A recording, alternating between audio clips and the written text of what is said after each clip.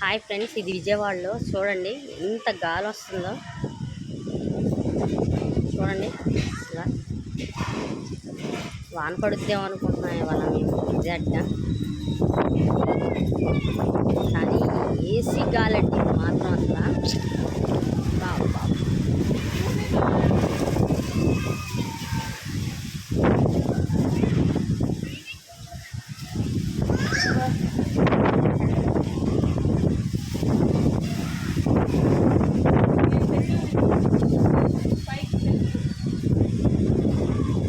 Time ఎంత?